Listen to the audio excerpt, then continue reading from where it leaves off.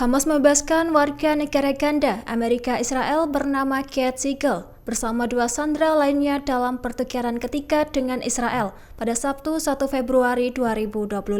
Diketahui pembebasan terjadi di kota Gaza sekira 2 jam seusai dua warga Israel, Yarden Bibas dan Ofer Calderon, dibebaskan di Khan Yunis. Terlihat Keith Siegel melambaikan tangan dengan senyuman ketika diserahkan kepada staf Palang Merah Internasional. Sementara pasukan sayap militer Hamas mengawal ketat proses pembebasan sandera tersebut. Dilaporkan pasukan pertahanan Israel atau IDF menyatakan ketiga sandera tersebut akan segera dipertemukan dengan keluarganya. Adapun proses serah terima berjalan lancar tanpa kekacauan seperti pertukaran sebelumnya. Sebagai informasi, Siegel merupakan warga negara Amerika pertama yang dibebaskan oleh Hamas. Diperkirakan 2 dari 6 sandera Amerika yang ditahan masih hidup, sementara 4 lainnya diduga tewas dalam penahanan. Sementara itu, istri Siegel, Afifah, sebelumnya juga disandera oleh Hamas namun telah dibebaskan pada November 2023 silam. Menurut pengakuan keduanya, sempat mengalami masa-masa mencekam saat dipaksa melintas terowongan oleh militan Hamas.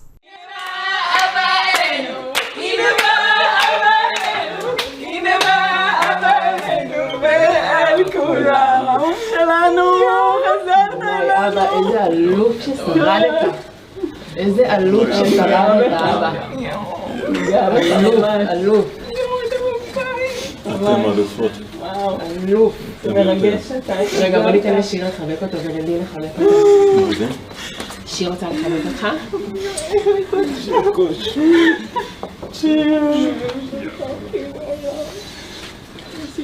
אימוש, אמא. ישר סיפר. ידעת. עכשיו, אתה נשמע? בעולם.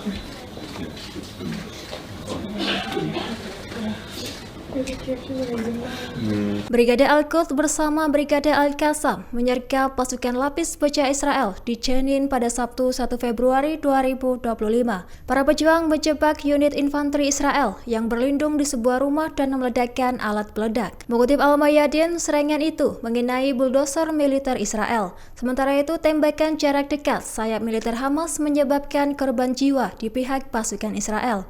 Diketahui para pejuang juga menyerang konvoi balai bantuan Israel dengan alat peledak di kota Araba. Adapun pertempuran sengit terjadi di distrik timur Jenin dengan pejuang perlawanan Palestina melawan pasukan Israel. Dilaporkan jumlah korban tewas akibat serangan Israel di Kobatia meningkat menjadi 5 orang. Selain itu, pesawat Israel juga menyerang sepeda motor di Jenin hingga menewaskan 2 orang dan melukai 1 lainnya.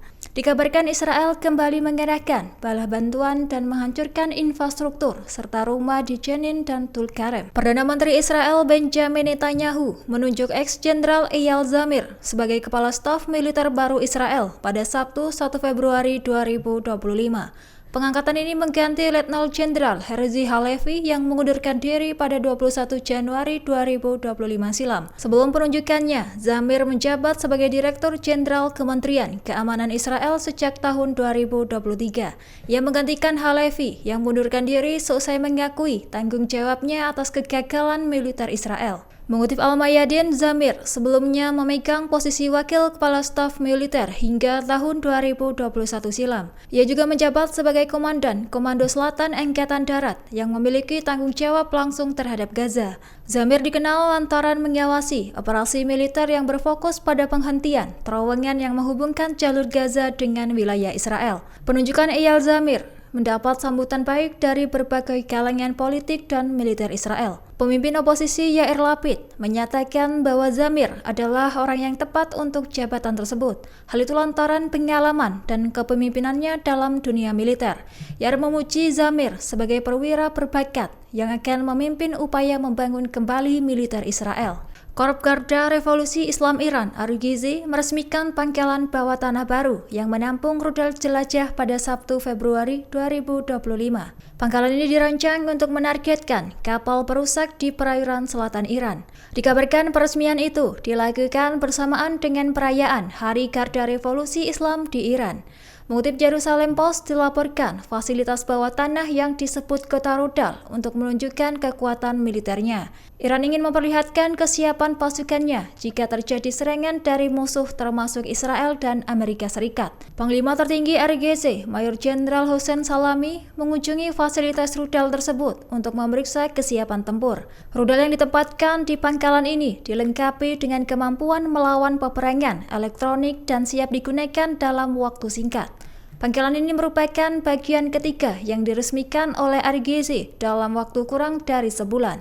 Pada Selasa 18 Januari 2025, RGZ juga memamerkan pangkalan rudal Angkatan Laut bawah tanah di Teluk Persia. Hal itu menunjukkan komitmen Iran untuk memperkuat pertahanan di kawasan tersebut. Wakil Kepala Politbiro Hamas, Khalil Al-Hayya, mengklaim pembebasan seluruh tanah Palestina dari Israel kini semakin dekat. Dalam pidatonya pada Jumat 31 Januari 2025, Hayya menyampaikan bahwa Hamas telah mencapai tujuan utama dalam perang.